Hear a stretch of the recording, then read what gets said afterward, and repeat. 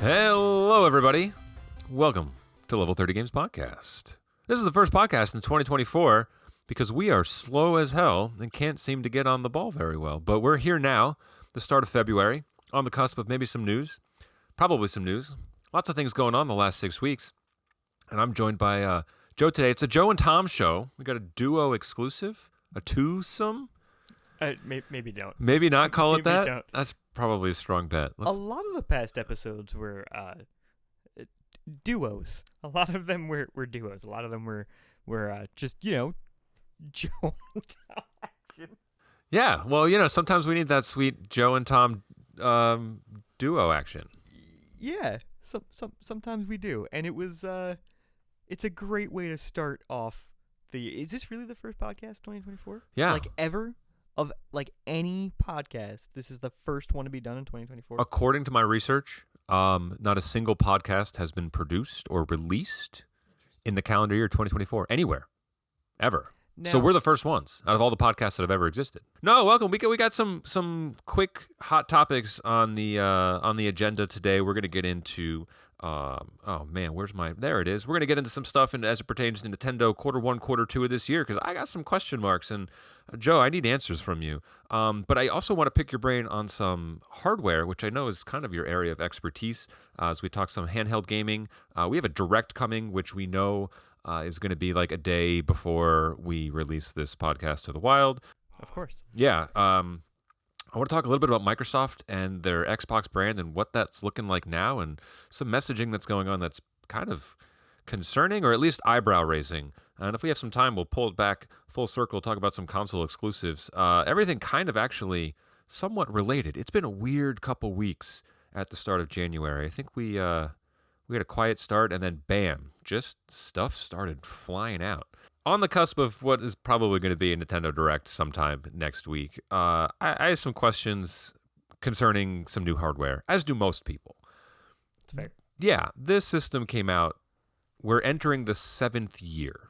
March of 2024 will be 7 years. It still feels so new. It's so strange. Does, and that's not concerning. That's actually kind of awesome, because anytime there's a hardware investment, you go, hey, I really want this. I hope it sticks around for a while and gets support, because, you're investing time and money into something that you want to be around for a while. And if you were a early adopter of the Wii U, like I was, I remember going to the launch and seeing stacks upon stacks of consoles there that no one wanted but me. And I said to myself, this is not a good sign. Okay. And then, man, was that was an interesting ride. And we don't want that to be the case moving forward. But here's the thing, Joe, and this is why I think all those topics I listed are going to end up being one giant topic. I think it's safe to say that since 2017, the landscape of console gaming, or gaming in general, has changed quite a bit. And I've had several conversations with you trying to convince me, or maybe not convince me, to purchase a Steam Deck. And the handheld market specifically, because of the Switch, I think has grown into something that maybe we didn't expect to see in 2017, right? This novel, hey, take this thing out of the dock and you can play it, but then you put it back and it's on your TV. Oh, how cool. And we're all like, it's not going to really work like that. And then it kind of did. And this is really impressive. But we knew also, because of that, we're getting into some underpowered hardware, and maybe things wouldn't look as sharp as the PS5. And, this can only handle, early PS4 games. And that's kind of changed a little bit with some of the other handheld PC games or devices that are out there now. I don't know how much experience you have with them, outside of you do own a Steam Deck, right? Right, and we have things like the Asus, I don't know how to pronounce it, ROG, R-O-G, or the Lenovo Go, or the Logitech has a handheld system now, that are kind of competing for that mobile PC market on the go type crowd. I think a Switch 2 successor is entering a different landscape now, and I'm kind of curious what you think some of the challenges might be with Nintendo's normal train of thought entering a market that's a little bit more highly contested than it was 7 years ago. I mean, they definitely have competition, but being that they were the first to market with this kind of device, like it's I don't know, it's pretty obvious that everyone else is coming along is copying them to some extent. Not copying, but following an industry trend that was set by Nintendo. We've there's always been PC games or handheld PCs to play those games. Like, there's always been ways to do it. They've just never been good before, because they never really had the support. It was just like a crappy Windows PC, and you could load up some really crappy games on it and play them, but they never worked well. It was just the novelty of being able to play some of those PC-only games when you were out. But realistically, like, the way that always lived was just on laptops. That was really the only way to do it. But Nintendo's proved that they're able to do this, to create this device, to make it work, make it reliable, and they'll definitely have their followers because of that.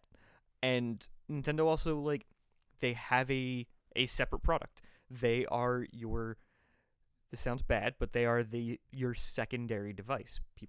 We've talked about this before. People buy a PS5 and then they buy a Switch so they can cover all of the games.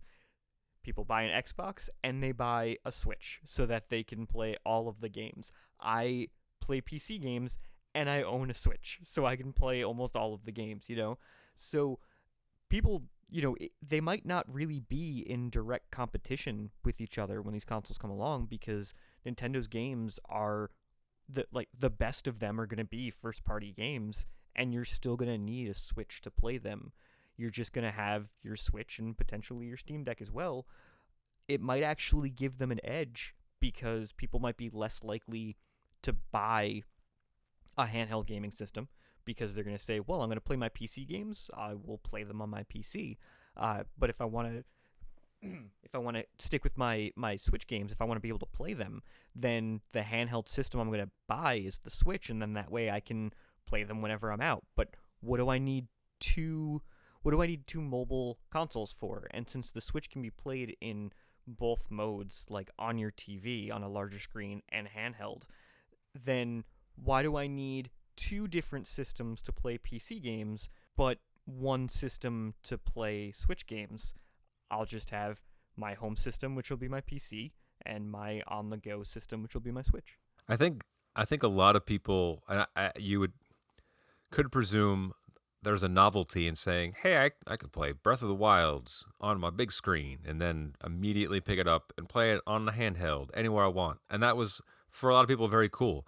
And I'm curious to see where the numbers lie in people that play exclusively handheld on their devices. I was always of the sound mind of, why would I play on a 7-inch screen when I could play on a 65-inch screen? But convenience in the minds of consumers tends to win out a lot more often than it should. Does that strategy still work with Nintendo's focus on saying that this is the only place you can play your games? Or does the luxury of saying, yeah, okay, but I have to buy your hardware to play your exclusives, whereas I can buy a portable PC and have access to every game in my Steam library already without having to purchase anything additional? I feel that teeters more into the convenience factor versus the new and exciting factor. Does Nintendo have a grounds to stand as the second device still in 2024? I think so, and I think the fact that their platform is still kind of locked down is what gives them that sort of that advantage. Lockdown meaning what? So I'm comparing it to the Steam Deck, or really any of those, the handheld PCs now. Like, same thing with like the ROG Ally and stuff. It's still a computer running an application. Like, it's not embedded software, as it were, like the Switch OS is. Like, Switch OS it plays games. You can back out to a menu to do some minimal stuff. Go to a store, change some settings, whatever. But its primary focus is play games. The Steam Deck runs on SteamOS, which is just a heavily modified version of Linux. Right. The ROG Ally, just runs on Windows, and just basically like automatically boots right into Steam or whatever software. I haven't used one myself, but I'm assuming it's Steam. But you can still kind of back out of those and have a full desktop. So you now like you're not held into that walled garden, which sounds good and most people like. And I like that with my Steam Deck because I was able to, for example, install like VPN software on that, which lets me connect my Steam Deck back home when I'm out, and I can do. There's some remote connections that I can do there for whatever reason, for gaming, for downloading, whatever it is. It's even like as a privacy thing. But I'm a tinkerer. I'm somebody who does that. The people who aren't tinkerers don't like to have that level of freedom. If you tell them, they'll want it because it sounds good. But when you get to it, those things break systems. What people want is something that just works. And when it comes to the Steam Deck, there's still a lot of configuration that needs to be done. There's now Valve's curation of Steam Deck has been incredible, and I think it's the primary reason for the success of the Steam Deck. It's because they said we're just gonna keep taking games and we're gonna make sure they work on the Steam Deck. Kind of like almost moving backwards a little bit, right? Like, hey, there's some games out there that we really want to feature on this. We have to come up with a way to, I don't know, have settings available that allow us to make these a little bit more optimized. Yeah, and that's exactly it. Like they as opposed from saying, hey, you're making a game, well, you got to make sure it works on the Steam Deck. And a developer might say, but we're making it for big hefty PCs. No, I mean, right? Like that's the issue that they would come across. No. What Valve mostly did is created like Steam OS profile or Steam Deck profiles for these games so that when they are launched on the Steam Deck says, okay, I'm going to take your graphics and knock it down to whatever the screen resolution is, like 720p, and I'm going to knock it down to like medium because I know that the game runs at 60 frames per second. If I have the quality set to medium, I'm going to turn off particle physics and stuff like that, and then I'm going to apply this specific controller configuration because that works the best for this game. Right. So it's basically like it's profiles that they can apply to all of these games, but that requires a lot of testing on their part. Sure. And again, doing a fantastic job with it.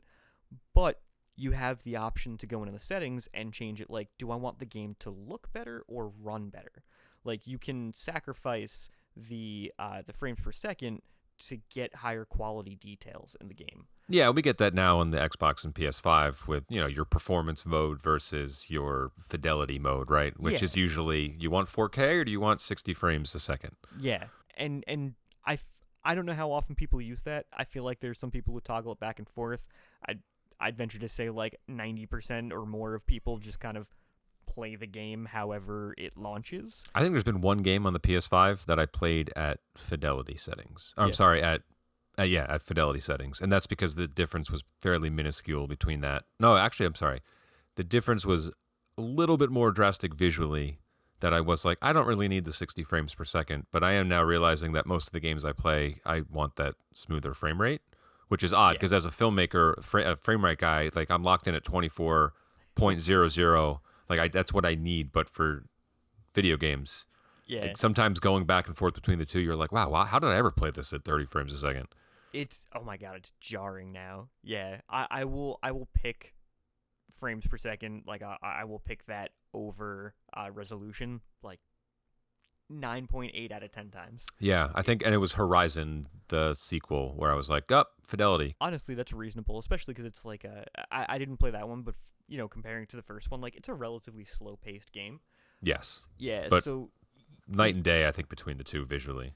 Okay. But yeah, so I can see why though, like you want the higher textures and stuff like that. So, but back to the point, the Steam Deck requires a lot of that kind of curation to make it work, and a lot of babying, the same way that like Apple kind of does it with the App Store. Like it gets a lot of attention and love from them, and that's why it works so well.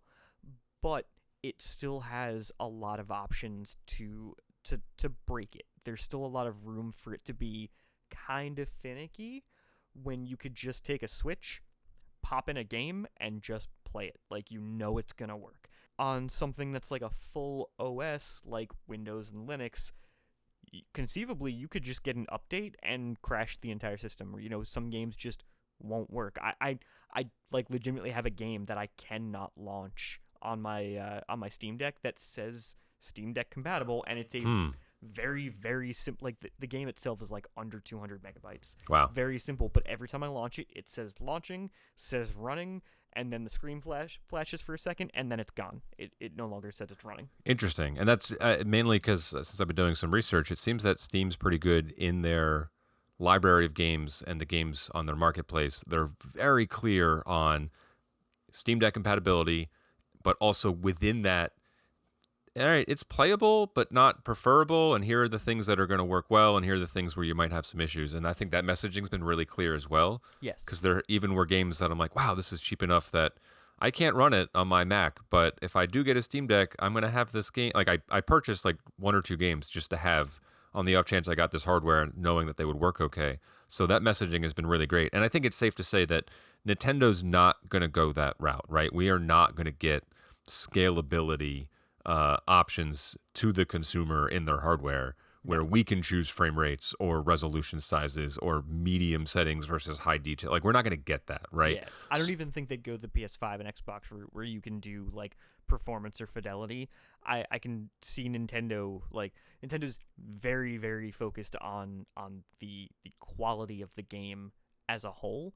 And I think and the experience, right? Yeah. Outside of the quality of the game, if it's not easy to play, I think the buck stops there with them, right? Like, Yeah. I want to be able to hit power, press start, and go. Yep. And that's what they deliver with this hardware. And I would imagine the successor is going to do the same thing, maybe with a little beefier components. I don't know.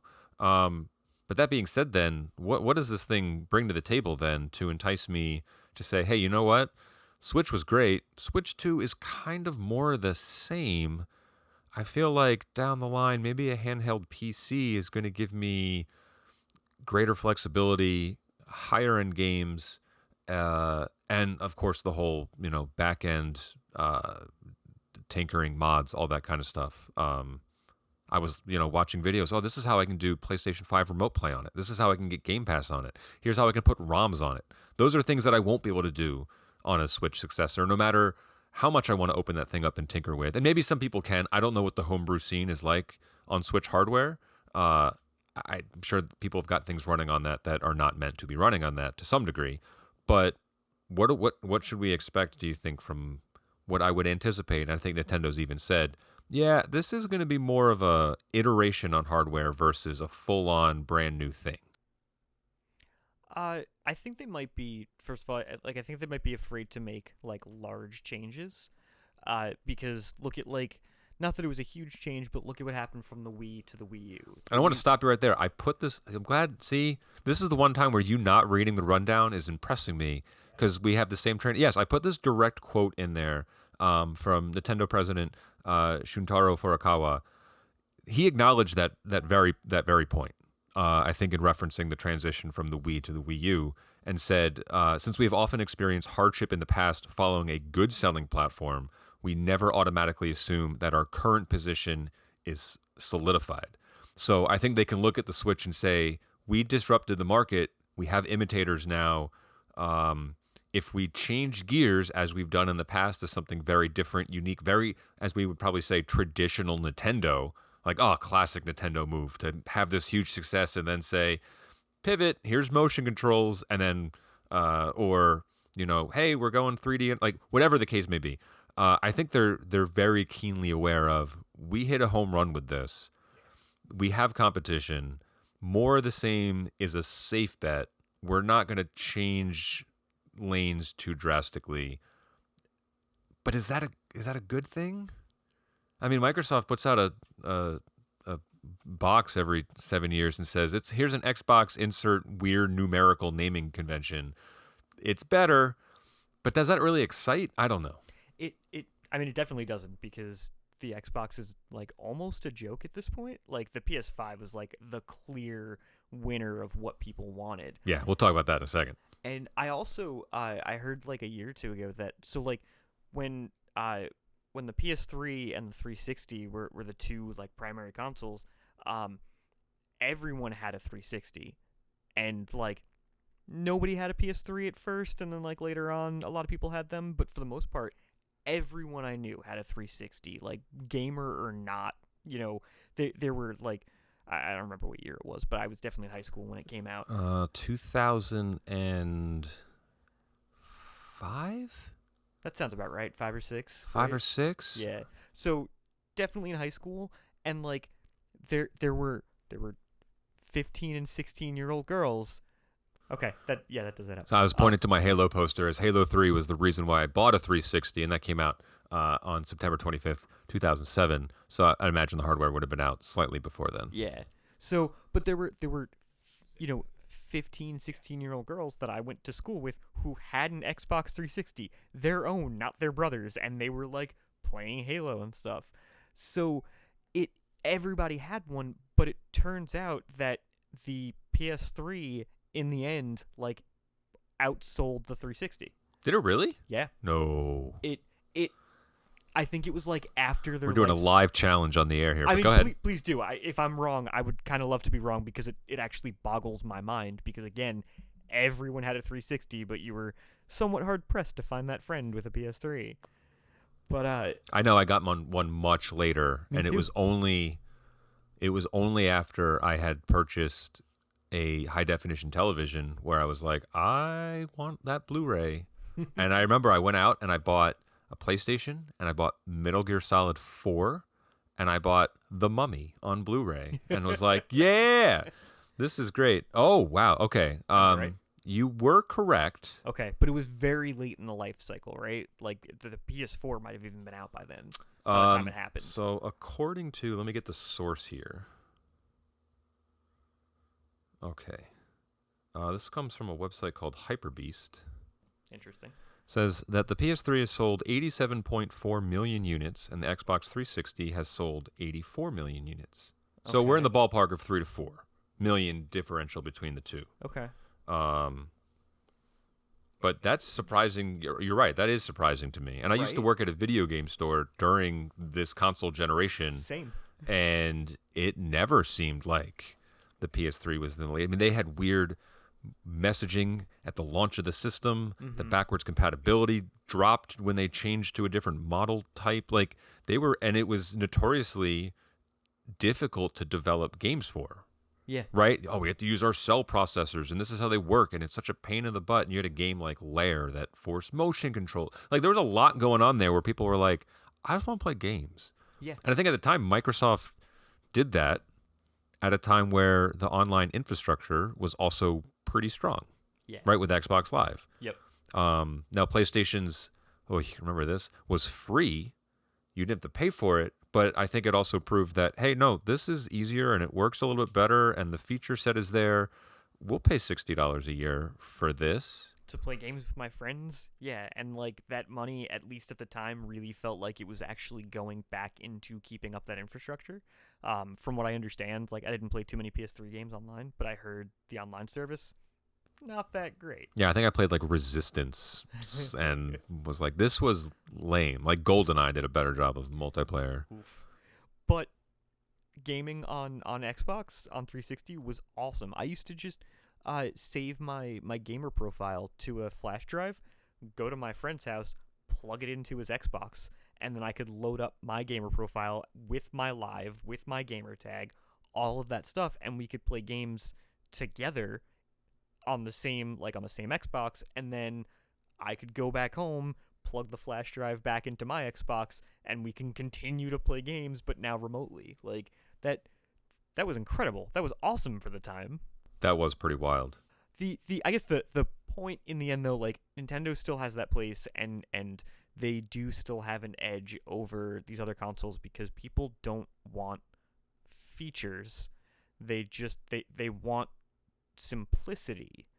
And I think they want simplicity touted as features. yes. Right? 100%. Don't tell me what I can do. Just tell me what it's going to do that I go, oh, I want that. Yeah. Right? And that's Quick resume? Done. Okay. Like you don't need to tell me about save states and slot. Like it can get very complex. Yeah. So Nintendo's always been very good at simplifying the message. And that's just it. Like the Xbox does a lot of stuff. It does too much stuff. I don't care about having apps on my Xbox. I actually feel bad that I own one because I don't use it for anything despite the fact that it does everything. I own an Xbox which basically like has all of the smart TV apps and stuff on it, right? Right. I use my Roku. I bought a Roku despite I literally just bought a new one despite still having a perfectly good not utilized Xbox One that has all of the same apps and honestly probably more.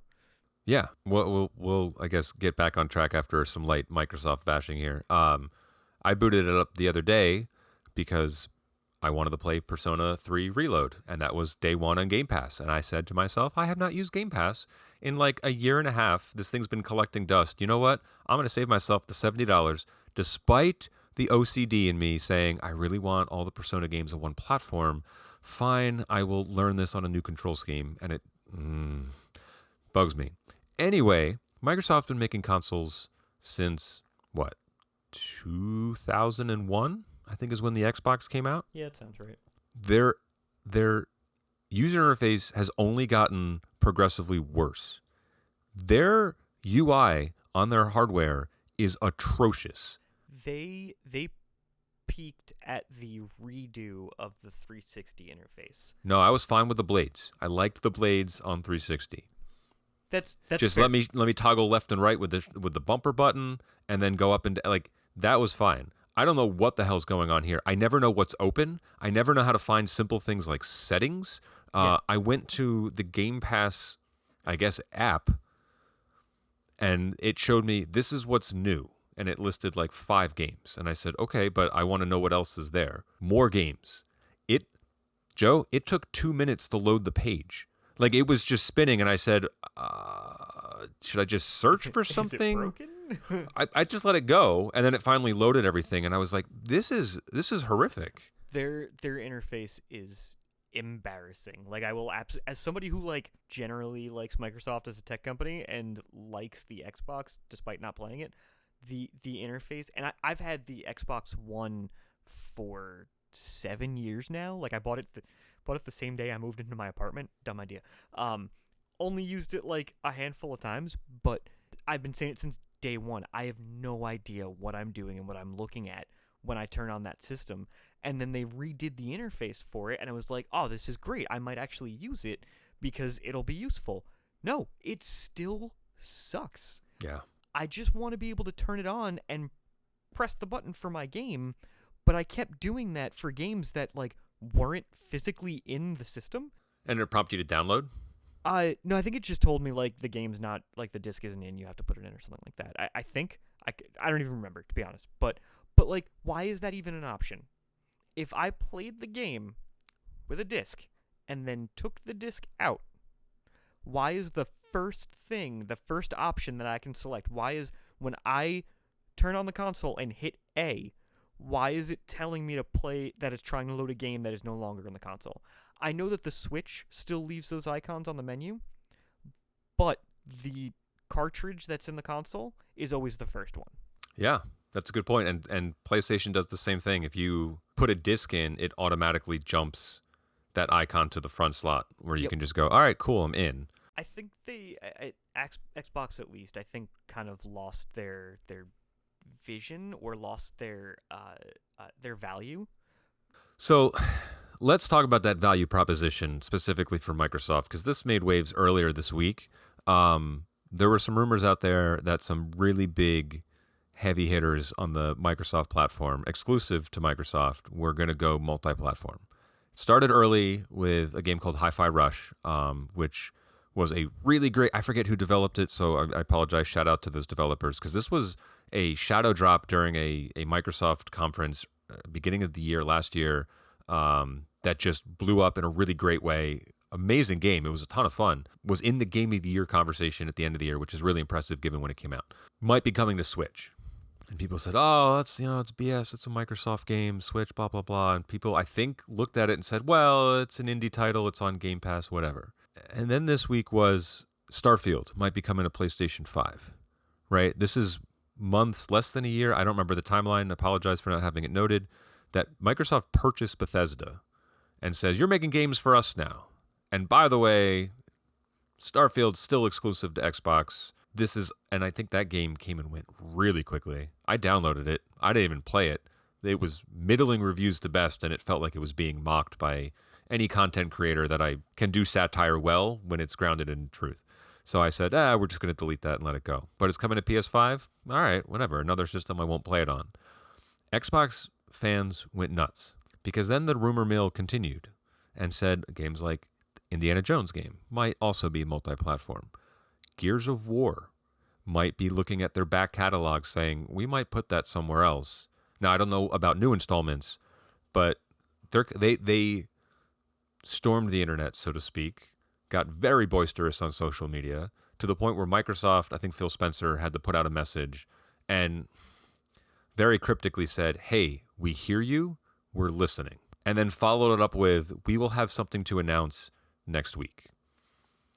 And that's never good messaging when you feel like you have to be reactive to your fan base because they are displeased in something that technically you haven't actually done, but I guess has gotten loud enough where they feel like they need to address it. And there was a really great article that came out yesterday or today on IGN by Ryan McCaffrey, who's been following and writing about Xbox for like 2 decades now, kind of raising the question as like, dude, Microsoft, you built up a lot of goodwill during your 360 era, and we had some great steps forward, but then you put out something like Kinect, and then you took some great steps forward, and now you've more towards Game Pass and exclusives. But why can't they seem to figure out what they want to do with this platform, which, by the way, for the first time in history, their gaming division has grossed more money than Microsoft as a platform, which that's their cash cow, right? I think it was like $29 billion or something in gaming revenue versus whatever it was. But they said, hey, this is the first time that gaming has outpaced our Windows operating system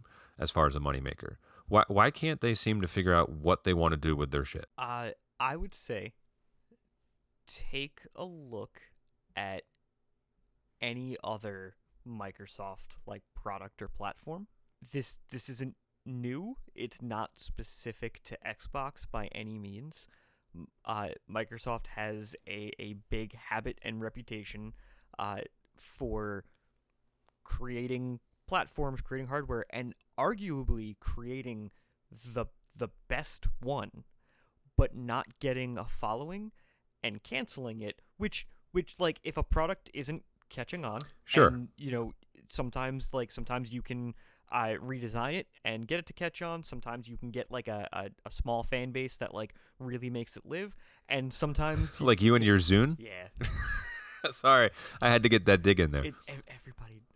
So there's also like comes a time where you need to like cut your losses and say we're either not going to make money on this or we don't think it's worth the risk to put more money into it and hope it survives when we're up against competitors who already have the market cornered.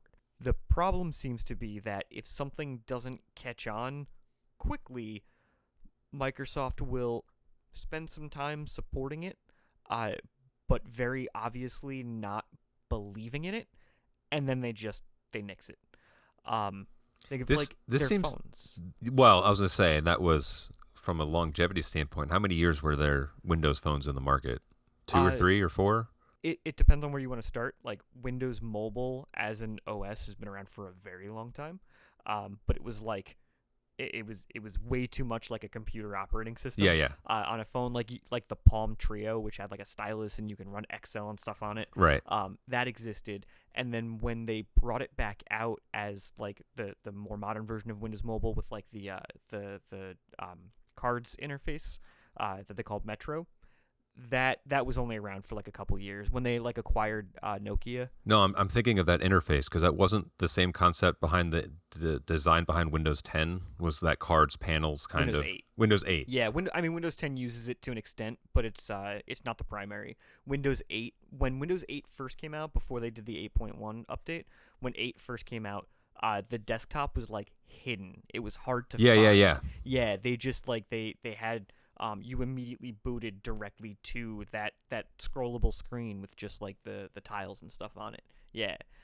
when 8.1 came out, they were like, "Oh crap, nobody actually likes this." And they brought back the start menu, right? Was that Yeah, the well, yeah? they brought back the start menu, but they brought back like the desktop as well. So basically, if your device had a keyboard, it booted directly to the desktop. If there was no keyboard, it meant it was like a touchscreen Touchscreen. tablet device, and it booted to the tiles.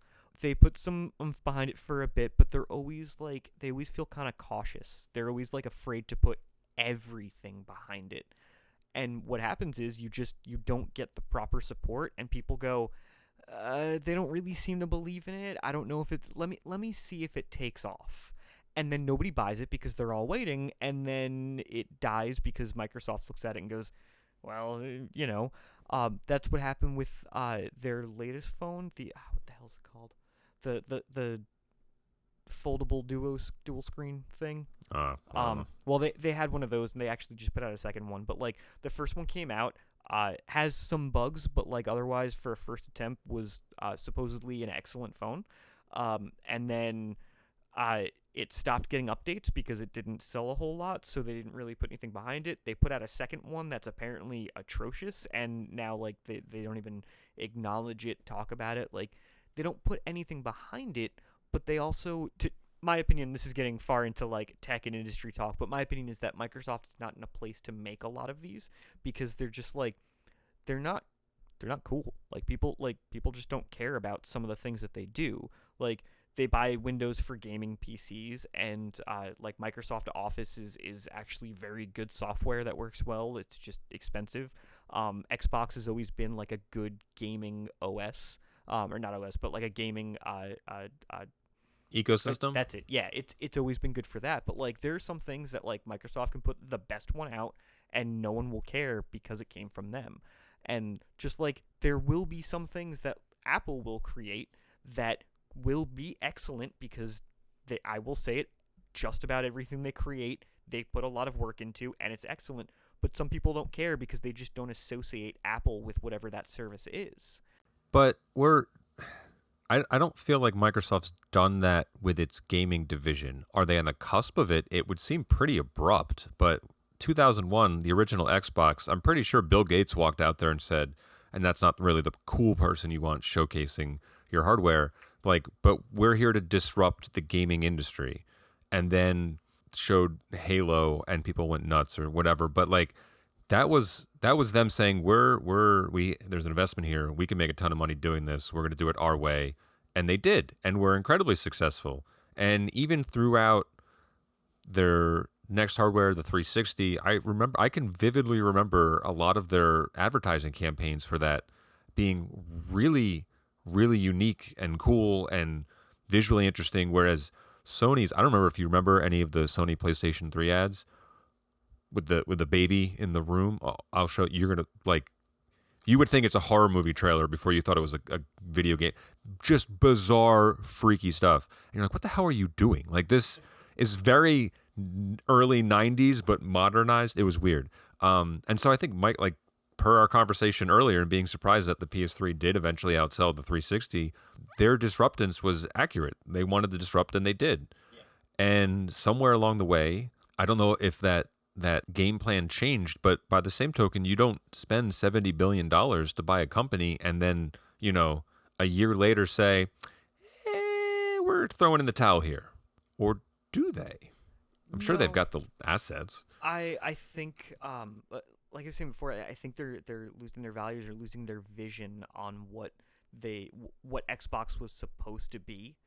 I mean, think about it. Every device is getting simplified. We've got phones where like you generally only open one app at a time, and the same thing with tablets because people want things to be easier, and then they threw a ton of features into the Xbox and somehow made it more of a computer than a gaming device. And that's not the vision. Like the Xbox is called the Xbox because it's literally DirectX, which is what like their gaming software framework was on Windows. Yeah. I remember not having the best version, so I couldn't install certain PC games. Then having going back to the store and trying to return a PC game and telling them I couldn't, it wouldn't work on my computer. But that was only something you can do in 2001. Yeah, but it was called Xbox. It's called Xbox because it's DirectX in a box, and now it's not that anymore. It's a version of Windows that runs DirectX, and we put it in a box. So I think they lost their vision, and that's part of the concern. But I also think that they take, this might also sound bad. They might take too much input from customers and what they're saying, because they're listening to the loudest of the people, and that's not always everyone. That's not always everyone, and that's not always the best people to cater to. Those are the diehard fans, but those are also just the complainers. Those might also be the people who don't actually know what they want. They just want to hear something specific when that's not actually what they're looking for. So people complain about games being, people not having an exclusive. Which I think is a stupid argument. But it's gatekeeping, is what it is, and well, it's bad. It's bad for players to have to have exclusives, right? Like, if a game comes out and I really want to play it, but I don't have that system. I spent my $500 elsewhere. I'm not gonna spend $500 plus another $70 just to play this one specific game. I'm gonna pass on it and hope at some point somebody makes an emulator for that console and I can play it on my PC. So or I'll go to my friend's house. Maybe that's becoming more of a. I feel like that was a bigger issue a very long time ago. Like, with exclusives. Yeah, I mean, and we're talking. You want to go back to your Sega Genesis versus Super Nintendo era, but I think what we're seeing now is that exclusives hold a little bit more weight, if only because day and date there are just fewer games coming out per year. Now, granted, they're more elaborate. The budgets are ballooned to hundreds of millions of dollars, so they know, developers know, marketers know, publishers know, we're going to spend $200 million to make this game. We want as many people to buy it as possible, so it makes sense to go multi-platform. I think because you have less third-party options that don't also now fall into that same category of, these are really expensive games and we don't make as many. So if Microsoft wants to pay us a ton of money to put it on its console, we can let them do that. And then we know that we got a safety net for our sales. We're not losing money. It's less of a gamble. You just don't have as many, hey, remember the days of, all right, this game's coming out on Xbox, PlayStation 2, and GameCube. And, okay. And you get the occasional, we're getting Zelda. We know where that's going. We're getting Final Fantasy 12. Okay. I think that actually did end up going on Xbox at some point. But, that was a series notorious for being on one hardware. Yeah. And Sony's been very good at curating these high-profile games that are only available on their hardware, and now more recently PC as well. Mm-hmm.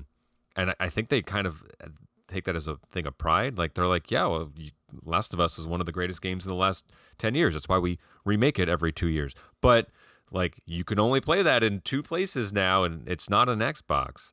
So I think the loss of some of these heavy hitters that Microsoft said, look at us, we can make exclusive games too, and then put out something like Redfall, which was notoriously horrific and underdeveloped, with a $70 price tag that eventually became free on Game Pass. I think they're like, hey, you know what? Maybe you can't do exclusive games anymore, but now you're seemingly hinting that you're just not going to.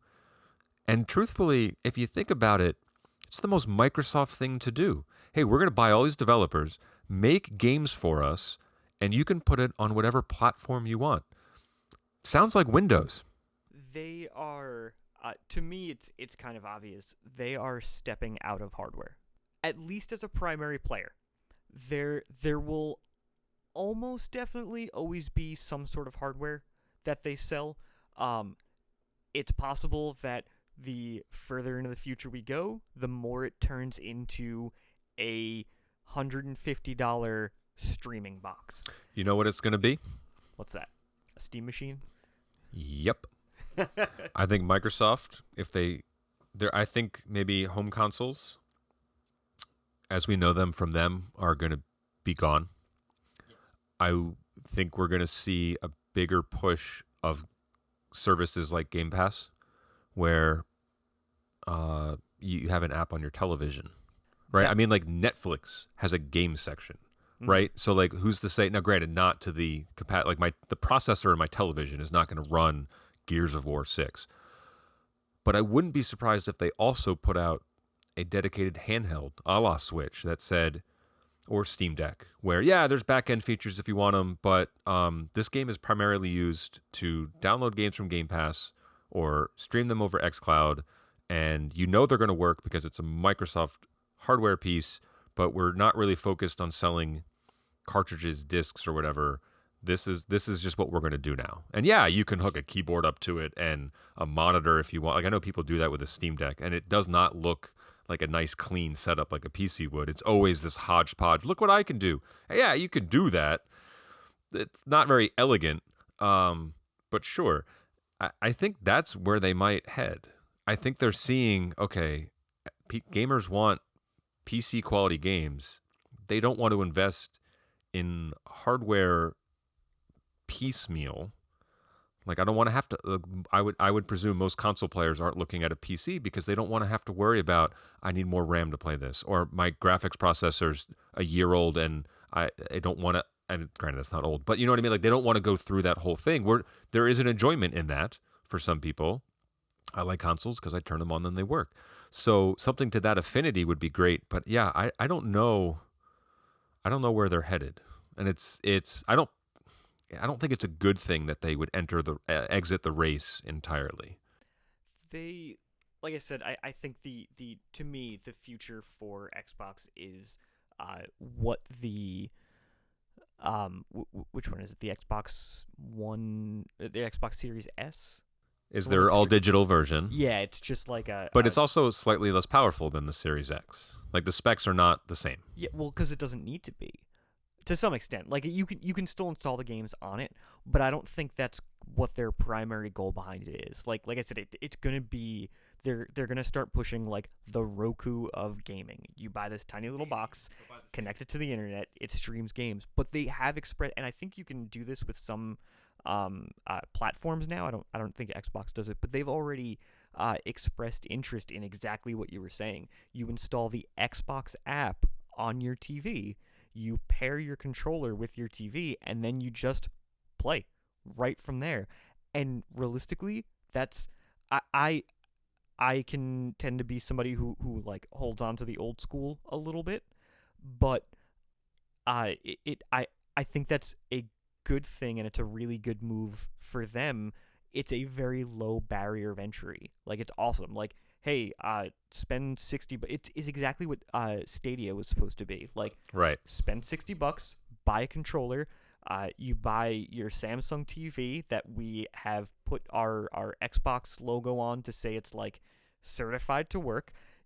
You turn on the TV, it already has the Xbox app installed. You scan a QR code with your phone, sign in, and you immediately load up your game. No install times, no waiting, no building a PC or wondering if your graphics card is going to be able to support it. You've got a TV that can install the Xbox app. Bam, you can play. Put another one in your bedroom so that when your parents come and take the living room TV, you hit pause and then go resume up on your bedroom TV. All you got to do is walk upstairs with your controller. I think that's where they're going, and that's why any device with a screen will be a portal to their games. So they don't care where it runs. They don't care if it goes to PlayStation, because it's still a Microsoft game. You're still playing it, and you're still part of our platform, part of our ecosystem. The best thing they can do is get a Game Pass app on Switch then. Make it really run anywhere. Well, yes, but you still have local hardware constraints. We're not at a point where I can run games in the cloud over a Wi-Fi Ethernet connection and say, okay, I don't actually need even hardware for this. I just need to log in, right? Like, that's coming.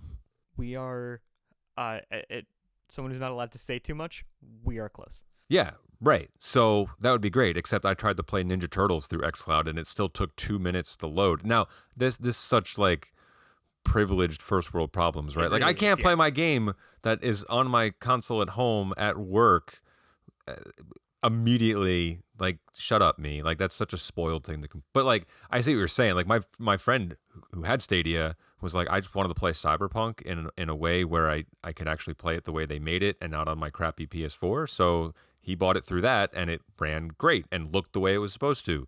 And he didn't have to worry about it even taxing his hardware because it wasn't actually on his hardware. Yeah, no, you can just open up a Chrome window and play it in Stadia. Wild, right? Yeah. So who knows what Microsoft's doing? We got on them a little bit more than the Nintendo side of things. Needless to say, we'll just bring it back to the top of the charts here. There are some rumors that the Switch 2 hardware is going to be announced in March of this year. Again, take that with a grain of salt. The Game Developers Conference is in March, and so the theory is that they want to use that as an opportunity to talk to publishers and developers and showcase maybe even things behind the scenes or behind the scenes before they get announced publicly. But supposedly, developers know this thing is coming. I think there was a leak the other day that said Sega is already working on bringing a current slate of games that it has geared up for the PS5 and Xbox to the Switch 2. So it's not unfathomable to think that there are development kits out in the wild, or at least specs out there to emulate what the hardware will actually run. It's kind of an exciting time. Beginning of the year has actually been a little bit more tumultuous in the news realm. I didn't say that word correctly, but I never do, so we're going to gloss past it without bringing too much attention to it. You just brought a ton of attention to it. Yeah, I know. But that's okay. So let's get a little bit lighter, and we'll speed through just one or two more things. Joe, have you been playing anything recently that you've been enjoying that's worth sharing with the crowd? I've been playing on and off, because as level 30 gamers are, we are super busy. But I've been playing 30XX, which is the rogue-like-ish Mega Man clone. Okay. It's actually cool. So I actually did not know that it was, roguish. So I started the game, realized that, and was kind of disappointed that I'd already purchased it. 'Cause I was like, this is going to be frustrating. I just want to play through. But there's like an actual, there's a different mode. Like you can go, I think they might even call it Mega Mode, where you just have like 8 or 9 stages or whatever, with a specific boss for each one that you go through. And the stage is not procedurally generated. Like it's the same stage. Okay, every time, cool. Which I love, because I really can't stand procedurally generated games for the most part. They're not always terrible, but a good portion of the time they're terrible, and I've been disappointed out of like 9 out of 10 of them that I've purchased. Well, that takes me to my game, because there is some procedurally generated stuff in there. Persona 3 Reload, which I've been playing on Game Pass, and I've been enjoying it. However, the elements in which you battle and fight monsters are procedurally generated, and they're a little blandish. So coming from someone who's been a big fan, well, I can't claim to be a huge fan of the Persona series. I've only played 5 several times through now, and they're spin-offs. But you can be a big fan of 5 and its spin-offs. I think Persona 5 Royal might be it's definitely in my top 10 games of all time. Of all time. That's maybe something. the top 5, but probably just outside it. So going back to this, knowing that they improved some of the quality of life features from the original release, but they left some stuff out from their other additional releases, and kind of knowing, all right, they really did improve upon this. So like going back could be a little bit hard, but since it is very character and story driven, I'm like, I'm going to see it through. I've also played for like 16 hours, and it feels like I've played for 20 minutes. So that kind of says something. So I've been enjoying that. And then I don't think I've booted my Switch in like a month and a half, Really? if we're being honest. Yeah. Or the PlayStation, really, for that matter. So still grinding through Final Fantasy 16, but otherwise it's been kind of a slow game month and a half since December. So nothing too crazy here. And unfortunately, while I did plan a game for the end of our episode today, I didn't get a chance to finish it. So I'm going to ask you the singular question that I have. I was trying to do this in categories. I won't even cue any music up. We'll do it real quick. I have 3 titles here. Okay. And I want you to tell me if these are names of a video game or a 1950s sci-fi novel. Oh, I already love this. Okay. Here's the first one. Rex, Nebular, and the Cosmic Genderbender. Oh my god. I feel like these games are always like everyone's a trick question. I'm gonna go. That's why I made it easy for you. It's one or the other. Yeah, it's a video game. It is a video game. Okay. Keith Courage in Alpha Zones. It's also got to be a video game, right? That is a video game. Okay. All right, here's the third one and final one.